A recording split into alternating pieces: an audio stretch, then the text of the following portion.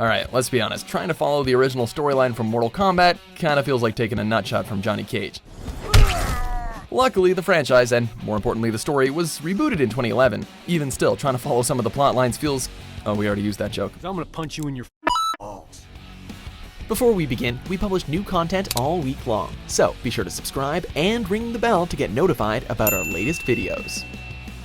Well, despite the story inconsistencies, there is something very magnetic about the whole thing, as it contains some deep mythology and backstory, as well as a wealth of history accumulated over the past 26 years. And the tale of Scorpion, a Mortal Kombat legend, is a shining example of that. Scorpion wins. The characters of Scorpion and Sub-Zero were designed as a single ninja that would share likeness but also represent very different things. One is the hunter, while the other is the hunted. Scorpion is the hunter, and his origin stretches back before the original 1992 game. Known as Hanzo Hasashi, Scorpion was once human and praised as the finest assassin in the Shirai Ryu, a Japanese clan of deadly ninjas. Despite being deadly, however, Hasashi was also a family man, having a wife and son. The Shirai Ryu's most hated rivals were the Lin Kuei, and Hasashi was killed by their foremost assassin, Sub-Zero, who also wipes out Hasashi's entire clan, including his wife and son. With his soul descended to the Nether Realm, Hasashi is reborn as the fire-breathing demon known as Scorpion, by the necromancer Quan Chi, with only one thought on his mind: revenge. Scorpion wins. 2 years after Hanzo Hasashi's death, Shang Tsung holds the original Mortal Kombat tournament. Scorpion finds out that Sub-Zero has entered this tournament, and so he does as well, knowing it's the perfect place for vengeance to be served. And served it would be, as Scorpion brutally murdered Sub-Zero, fulfilling his long-awaited revenge. Scorpion wins.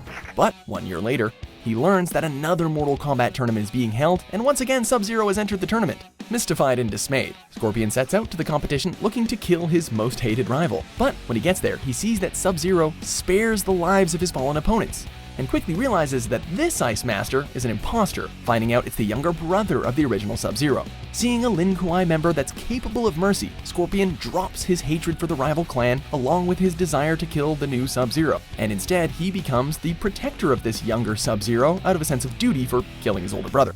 Scorpion returns to the Nether Realm, but Shao Kahn invades Earth Realm, thus allowing the Fire Demon to walk Earth once more. With no allegiance to either side now, Scorpion is eventually recruited by Shao Kahn to fight for Netherrealm, but switches his allegiance when he finds out that the younger Sub-Zero is fighting for Earthrealm. Joining with the forces of good, Kahn is defeated and Scorpion once again returns to home in the Netherrealm. Once there, however, Quan Chi tricks him into believing that the younger Sub-Zero also played a part in the death of his family. Fueled by rage once more, Scorpion enters the 4th Mortal Kombat tournament seeking revenge on the younger Ice Warrior.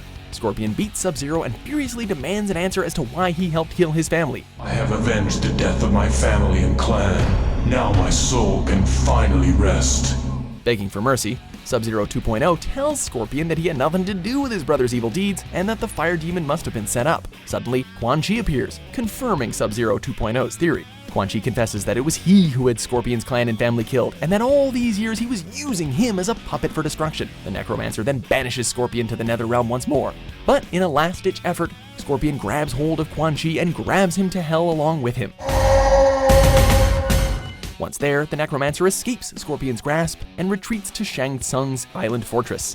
Scorpion is jumped and seriously injured by 2 demonic allies of Quan Chi and Shang Tsung before being tossed into a Soul Nado, where it's presumed he's torn limb from limb. However, saved by the Elder Gods from the grips of the Soul Nado, which is apparently a thing, Scorpion is recruited by the gods to help defeat the Dragon King, Onaga.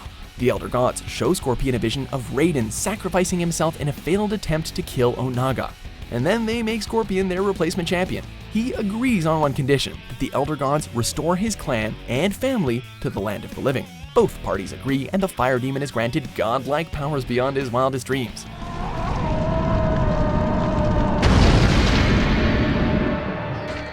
Soon after, however, Scorpion finds out that the gods revived his clan and family as undead hellspawn just like himself, and he's basically pissed off again by the betrayal.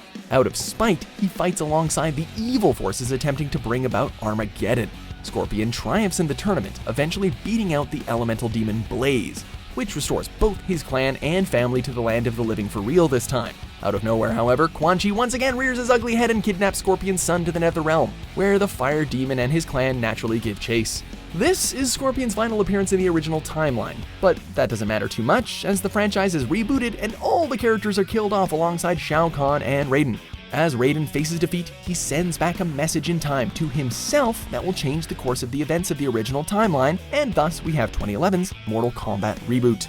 Basically a retelling of the first 3 games, the reboot once again shows Scorpion out for revenge on Sub-Zero and the Lin Kuei.